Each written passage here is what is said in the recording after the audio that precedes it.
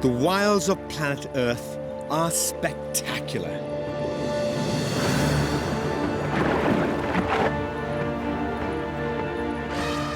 Yet one species is always framed out of the picture. Us. I'm Dr. M. Sanjan. As a scientist and conservationist, I've dedicated the past 25 years of my life to studying and protecting the wildlife I love. Hold on, buddy.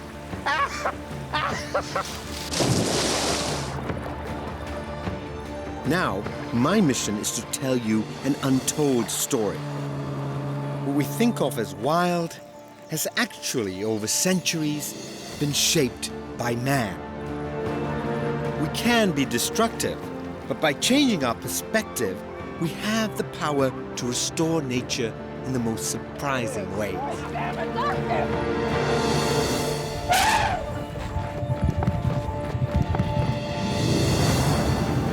The oceans are Earth's last wild frontier. But now they are under siege. Studying big predators reveals clues to an incredible past.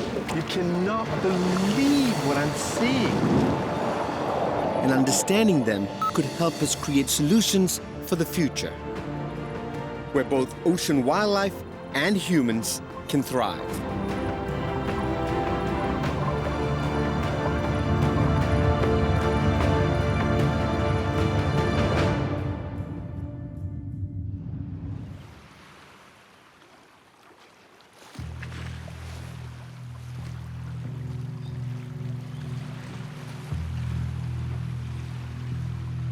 This is one of the most isolated islands on Earth. Palmyra, a hidden atoll smack bang in the middle of the Pacific. 3,000 miles from the nearest continent.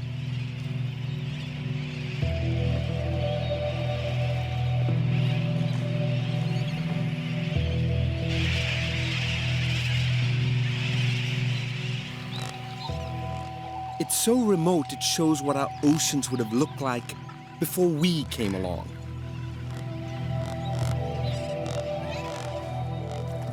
As a scientist, this is the sort of place you dream of studying.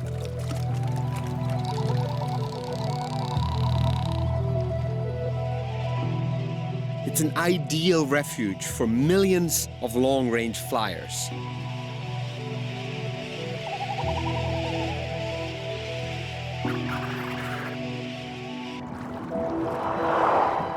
But I've come here to study what's underwater. Scientists on Palmyra have made a revolutionary discovery about how our oceans once worked. To get a glimpse of what they discovered, I don't even need to leave the shallows.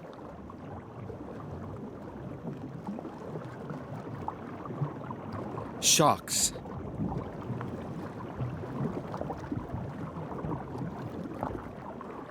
They're everywhere. 5 times more than on most reefs.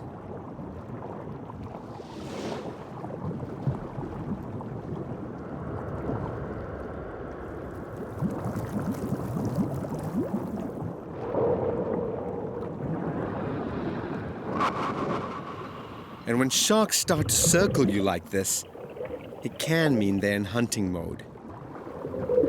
Their sheer numbers is what makes this place so special. The only safe way to see this is to get out of the water. All I'm doing is waving this little tiny piece of fish in the water like that. Yeah. And just the little tiny smell and fish protein going in the water gets that happening.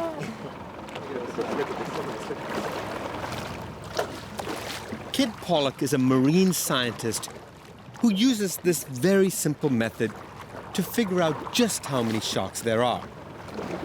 And they are now extending all the way back there. Torpedo after torpedo after torpedo.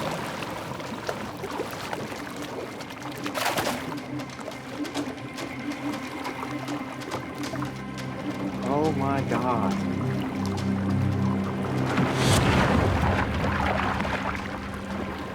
Oh my God. You cannot believe what I'm seeing. There are dozens and dozens and dozens. In less than a minute, we're completely surrounded.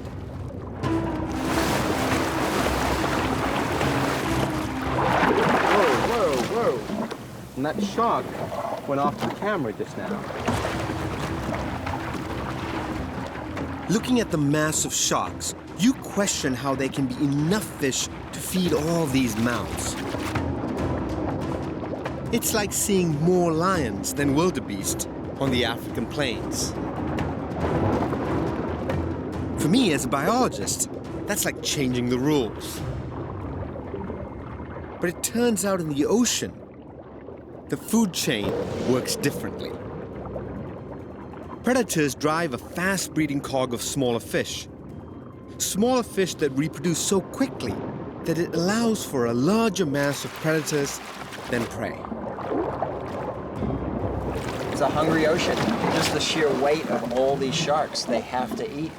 So basically, all the little fish in the ocean around here have to be reproducing fast in order to feed all these hungry mouths. Everything's being eaten, so everything is forced to reproduce younger, grow faster, recruit faster. And that's that machine that's just driving this top-level weight of all these sharks.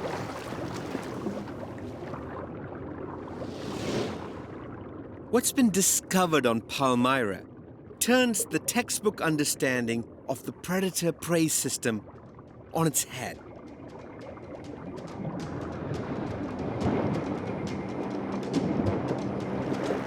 This is how all our oceans would have once functioned before humans came along.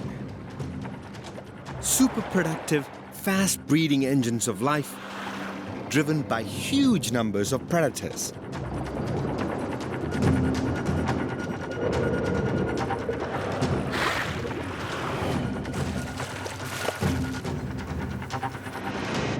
So if all our oceans were once like this, what changed? Finding the answer to that question is what this man has dedicated his life to. He knows that before we humans were around, even this Florida dock would have been just like Palmyra. If you fell off this 100 years ago, there would be a very high probability of a shark attack. And there would have been 500 6-foot sharks swimming around. That would not be a really cool place to jump into the water. Dr. Jeremy Jackson is considered one of the world's leading ocean scientists. He has spent his life analyzing data that reveals the full story of our human relationship with the sea.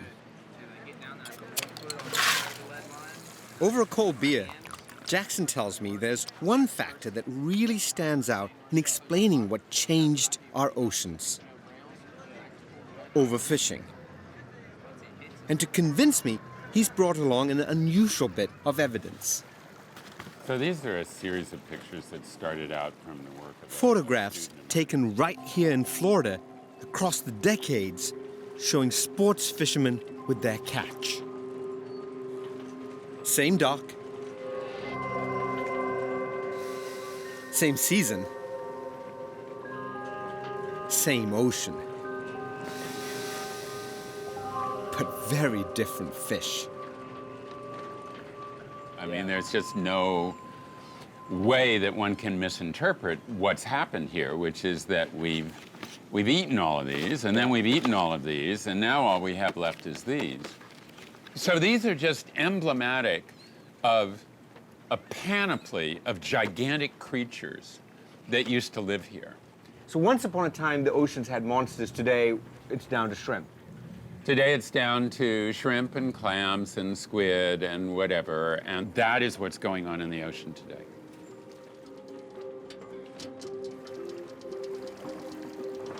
Today, we take more fish from the ocean every year than 3 times the weight of the entire population of the United States.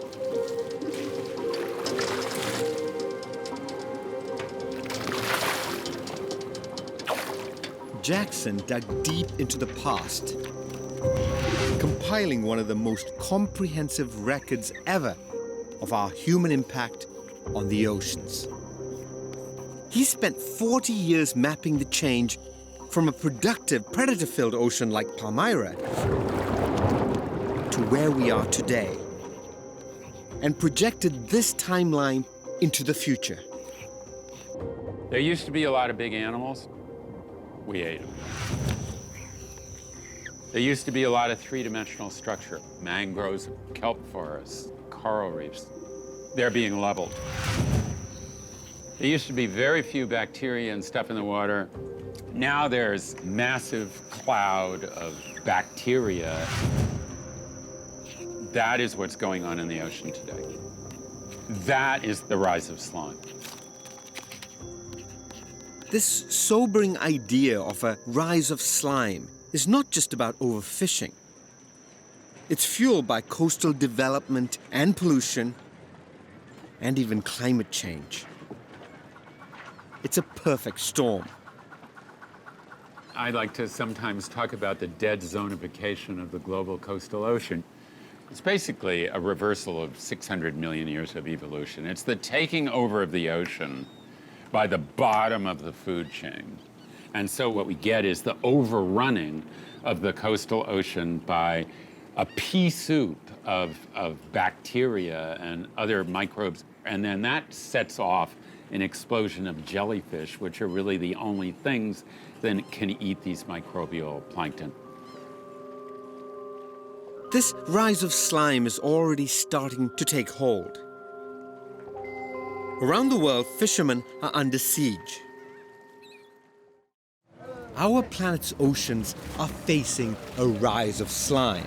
Instead of sharks at the top of the food chain, the top predators here are jellyfish. A lot of the microbes in the rise of slime will kill you. Now, our annual catch of jellyfish is approaching 500,000 tons. We get the explosions of everything we don't want, what I like to call the rats and cockroaches of the apocalypse.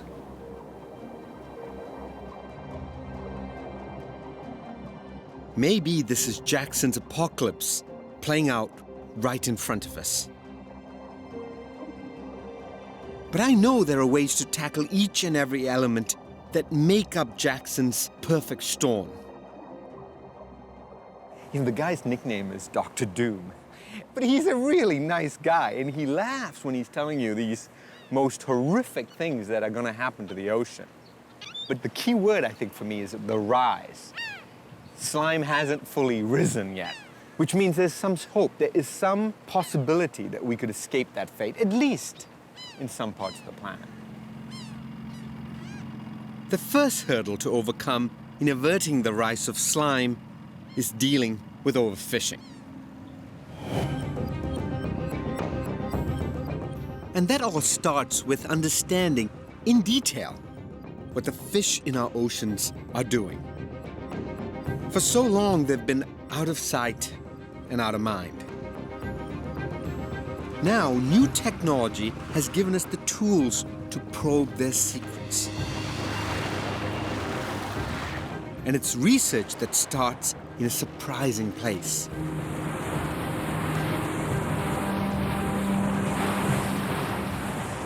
This tuna fishing boat is homing in on its target.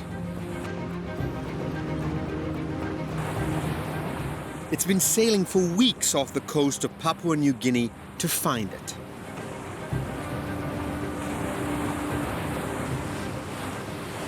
These yellowfin tuna are crossing the Pacific Ocean. Some tuna will travel 12,000 miles in a year.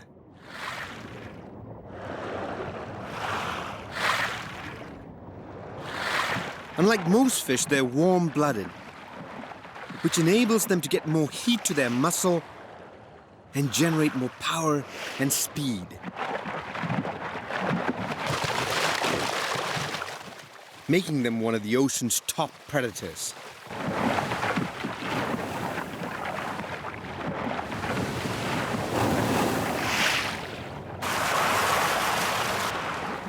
Today, there just aren't that many populations of migrating tuna left on Earth. These fishermen are heading right into a huge school.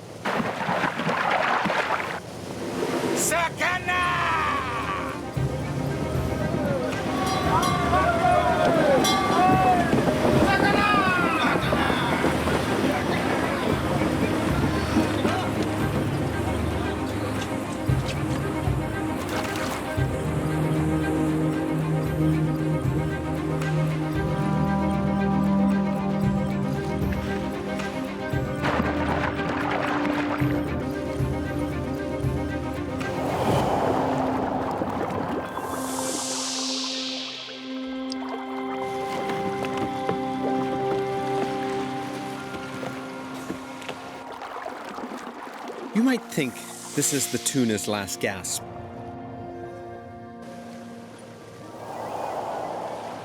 But this is just a brief trip into our strange human world.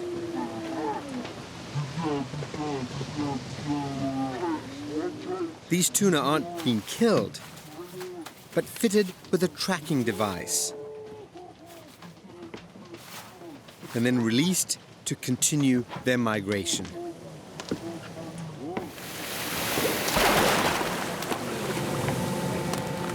We've been tagging fish everywhere from Indonesia, Philippines in the west, through to Hawaii, Kiribati, Marshall Islands in the east. Since we started in 2006, almost 400,000 fish have been tagged, 65,000 of which have been recaptured so far. That's about 17%, and of course more is still coming in.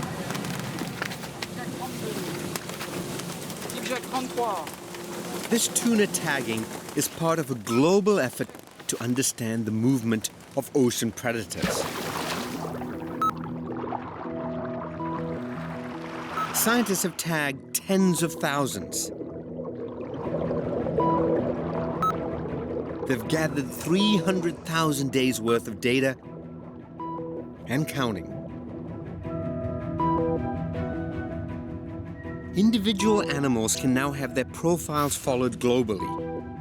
It's like a Facebook for fish. These predators also reveal where the other fish, their prey, congregate. All this data builds a remarkable living map of the ocean to help us pinpoint the parts that matter most.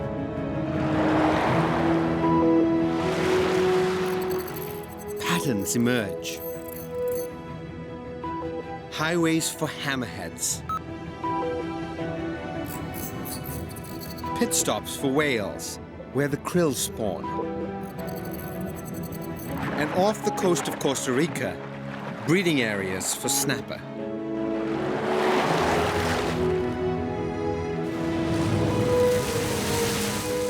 In the North Pacific, a highway of life is visible that shifts and moves on an annual cycle.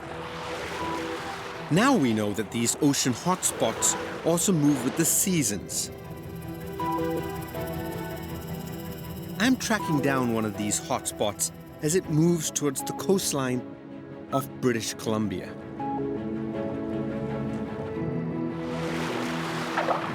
Pacific herring are coming here to spawn. In their billions. These sea lions are following them. Some have come from as far away as Mexico.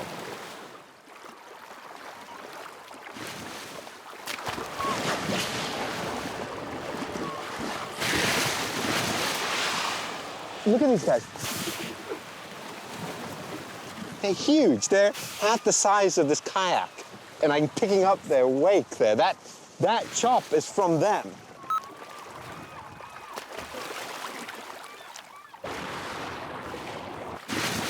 And it's not just sea lions. Orcas and humpback whales are also drawn to this banquet. The predator data we have allows us to pinpoint the exact time and location of spawning hotspots like this. If we don't fish these particular places for just a few weeks a year, when it all kicks off, we give fish stocks the chance to recover. Enough to reseed the ocean and keep the multi-million-dollar fishery that works this coastline going for the rest of the year. Rebuilding the diversity of fish stocks is a major step if we're to fend off Jeremy Jackson's vision of slime. But it's only one step. The next challenge brings the fight right to our coastlines. Renowned scientist Jeremy Jackson highlighted how human development and pollution fuel the problems facing our ocean by threatening our most important coastal habitats. Like these mangroves around Florida and the Bahamas that play a surprising role even for deep ocean fish.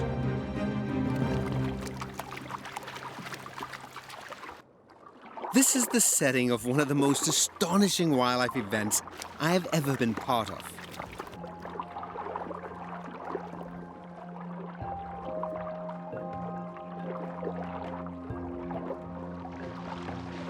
Lemon sharks are coming in from the deep. They're headed right into the shallows. And they're here to give birth. Where the gnarly roots of the mangrove forests will provide some protection for their offspring.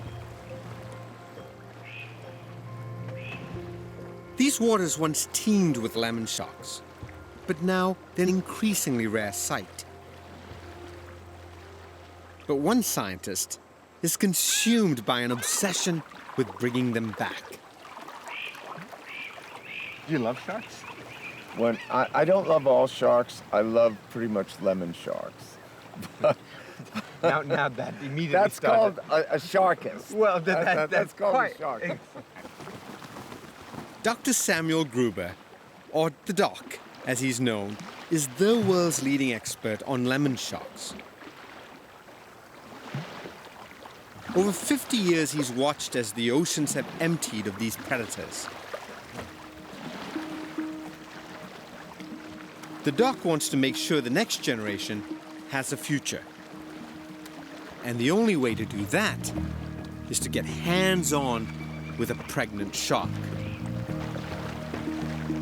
He stationed his researchers around the lagoon to intercept any females. As soon as they spot one, they move in. And that's when the lagoon becomes a maternity ward. And the Doc gets called in as the midwife.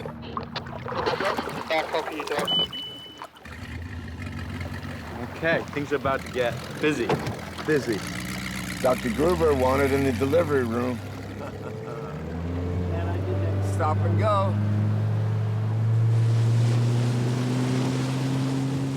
Nobody really knows what happens to baby sharks after they're born. And the Doc is carrying out a study into this vulnerable stage in their life cycle. His plan is to get hold of 2 or 3 precious shark pups from this mother and move them to a part of the mangrove where they will be safe and where he can study them. Come on, guys. Come on. Think. Work. Babies are coming. Like any maternity ward, things get crazy really quickly. Gigantic shark. She's just turning right now, and Doc's just jumped in the water with her. He's basically got her by the tail. Get ready. Jesus, you guys are so up. Come on. And somewhere along here, I'm supposed to go in there with the shark. Right now? Being around a 9-foot predator that's giving birth is a little dodgy. Come on, guys. Get that shark. Try it. I got it. TJ, keep going. You monkey shark. All right. This seems familiar, this position you're doing. Now, let us walk good. very slowly forward. Underneath the shark, scavenging remora fish are constant companions. Grab that. I feel a baby. You feel a baby? I believe I do. Oh, yeah. Yeah. I feel a baby. Oh, yeah. I felt They're in there. They're in there. I felt the kick. Now it's a matter of time. Here we go. Here they come. Let's hear it for babies. Dip nets and babies. Don't look around. Dip nets and babies. It's coming. Filming. I can feel it. You can feel the baby kicking. I can feel it kicking on my hands. I know. They're in there. I know. Just a case attack, that's it. They're in there, and she's going to give birth imminently. I'm on a journey to see how we can protect our oceans. I believe I do. Here, that means helping a shark give birth. Oh, yeah. Baby's coming out now. Baby's coming out. Here it comes. Here it is. Oh, my God. Come on, down, you guys. Damn it, take it. Come on, guys, wake the up. Okay, get ready for more. Lemon sharks only give birth to a handful of pups every 2 years. It's estimated that only half of those survive in natural conditions, often taken by other predators before they can make it to the safety of the mangrove roots. It's why the stakes are so high here. The pups are taken to the mangrove study site nearby. And, unorthodox as ever, the doc follows.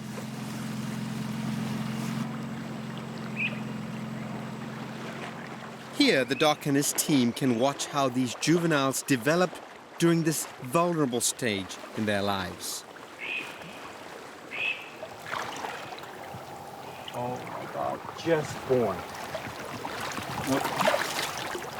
So this could be her home for the next 3 or 4 years. And then a little bit deeper and a little bit deeper. Then she becomes a big shark in about 12 years, mates, and then hopefully comes back here. Exactly. Comes back exactly where she was born to give birth.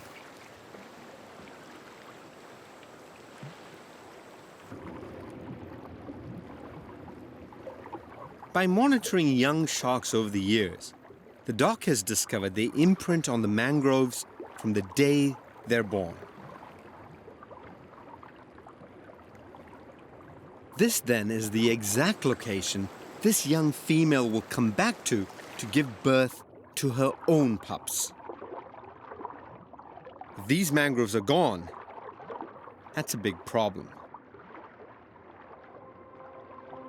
It really is here or nowhere.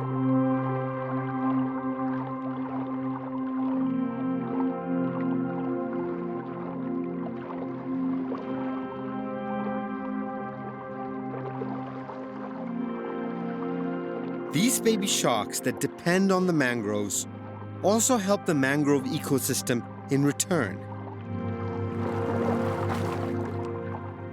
They're miniature predators, doing the same job as their parents in the deep ocean. They drive a productive food chain, feeding on a vast number of other animals that also use the mangroves as a nursery ground, before they too can head for the deep. Mangroves like these make up millions of acres of our coastline, enough to wrap around the planet twice. These places nurture ocean life. It's why human impact on coastlines is another fundamental part of what causes Jeremy Jackson's rise of slime.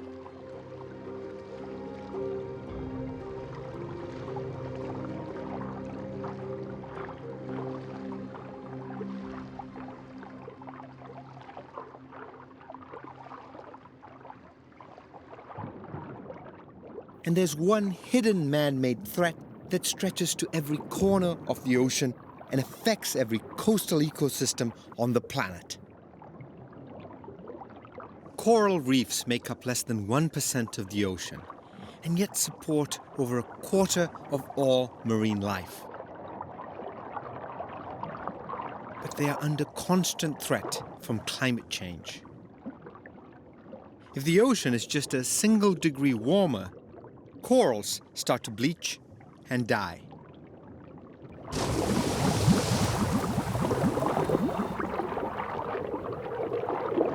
But there are things we can do. Here in Florida, they know it.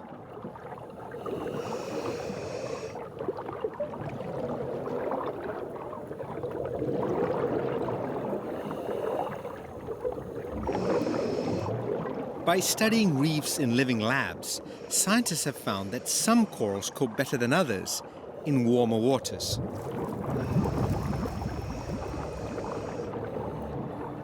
And researchers can now select more resilient corals and grow them.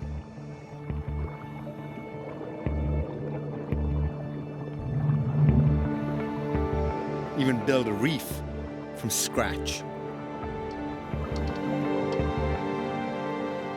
A key element to the success here and to all healthy reefs are fish. They graze on invading algae that can smother the coral, blocking out sunlight and leaving them more susceptible to warmer waters and bleaching.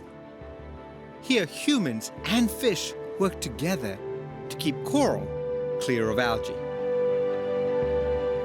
It may be a partly artificial, man-made ecosystem, but it has all the right species doing the right job.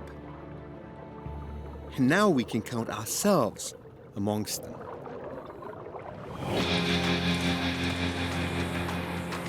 In Mexico's Sea of Cortez, they're taking this idea of artificial ecosystems and engineering the wild to try to solve the big problems.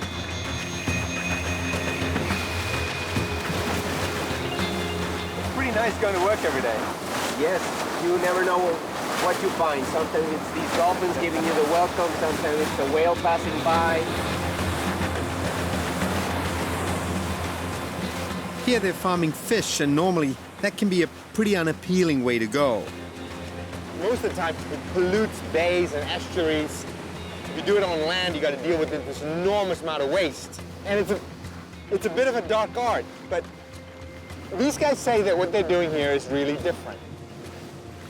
And when I get on site, I start to see what they mean.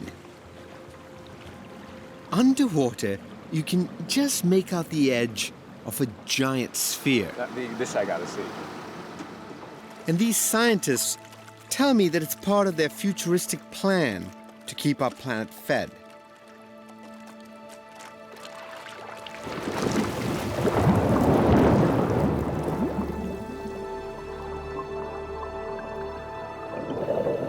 Underwater, it's industrial.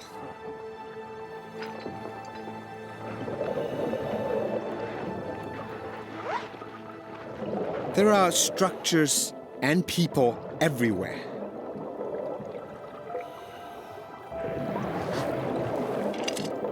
Although it's nothing compared to what appears out of the gloom.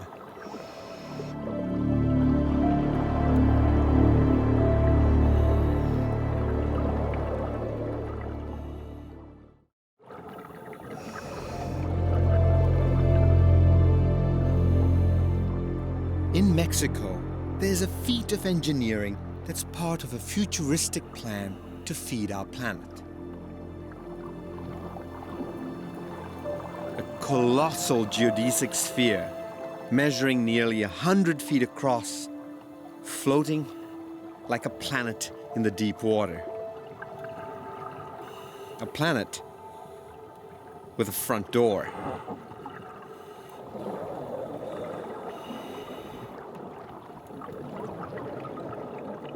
Inside, suddenly the boundary between wild nature and this captive enclosure seems to disappear.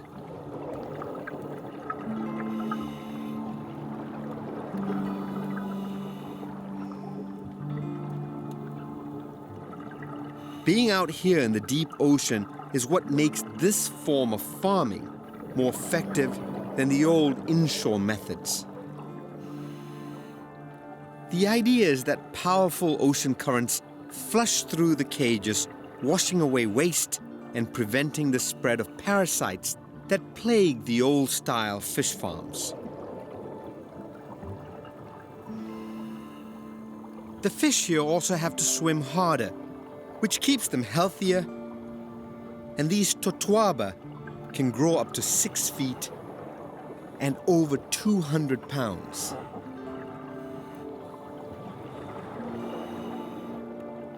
If we can use methods like these to ease the pressure on wild stocks and protect natural breeding hotspots, incredible regeneration can happen.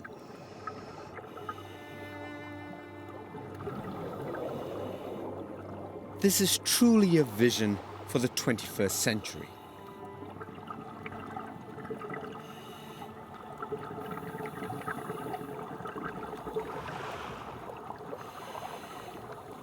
But this modern farming still faces a challenge, because the food for these fish is derived from other fish.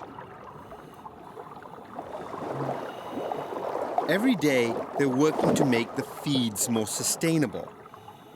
And while it still might not be perfect, we need to get it right because of one simple fact. For the first time in human history, we now eat more farmed fish than we do wild fish. That's as big a shift as when we moved from hunter-gatherers on land to a settled agricultural society. Something that changed the face of the planet.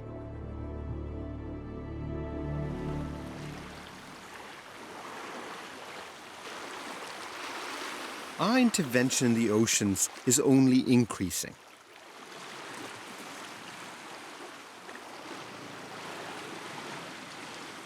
Engineering like this helps relieve the pressure we put on the wild fish stocks, allowing us to use our new understanding to help the ocean to replenish itself. And that even applies in the heart of the city.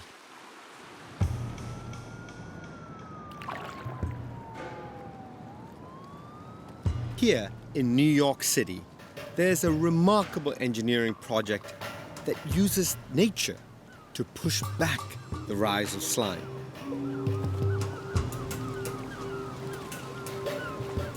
This neighborhood has had Jeremy Jackson's whole package. Overfishing, massive coastal development, and pollution.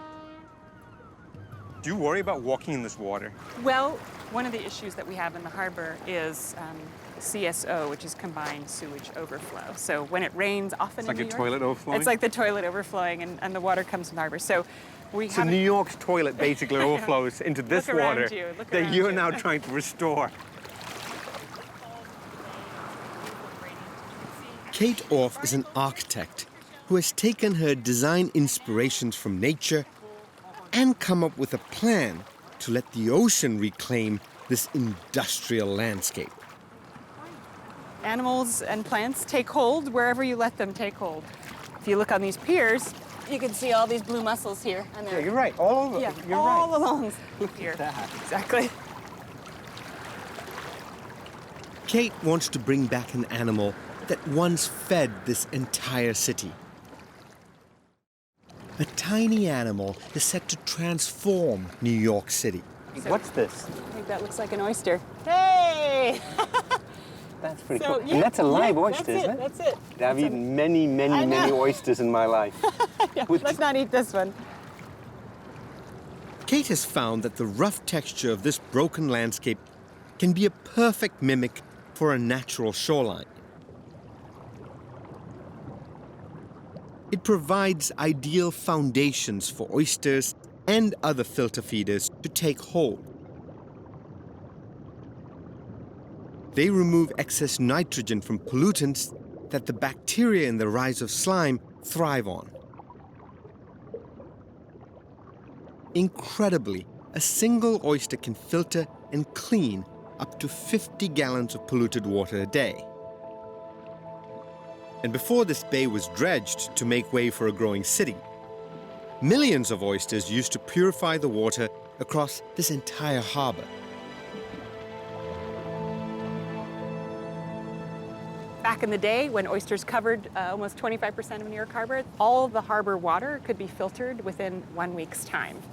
So all that water you see out there? Churned through the stomach of an oyster. Every week. Every week, right. But oysters are just the beginning. As the water clears, more diverse life can move in.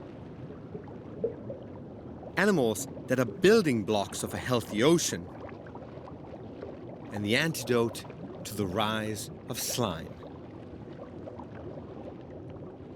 Suddenly, a wasteland becomes a wild and vibrant neighborhood where migrants can find refuge.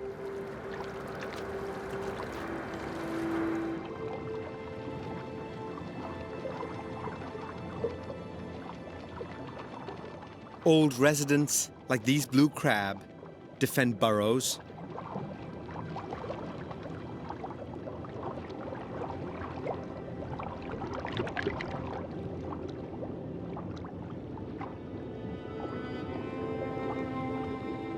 And courting couples dance, sometimes for 8 hours a day.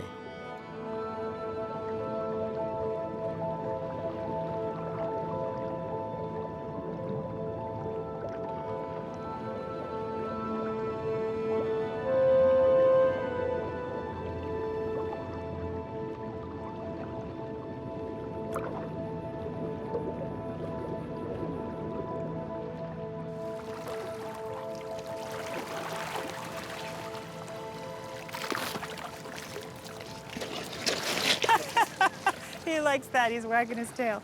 Oh, there we go. Even horseshoe crabs can come here to mate.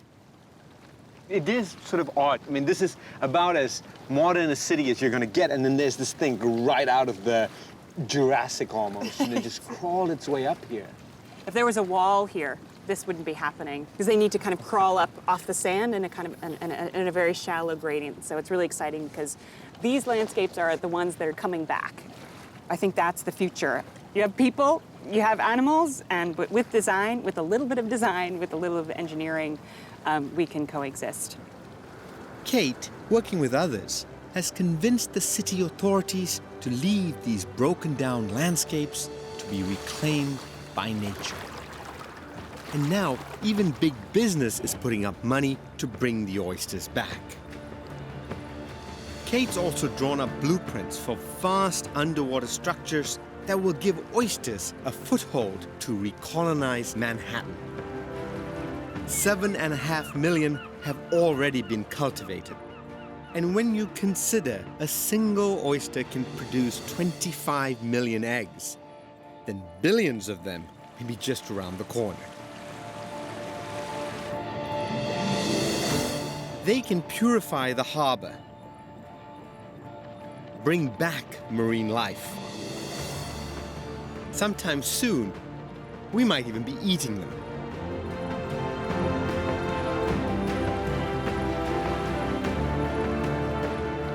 If we can fight back the rise of slime here, then you really do get the feeling we can change the future of our oceans and our entire relationship with the natural world for the better. All part of our new relationship with the wild.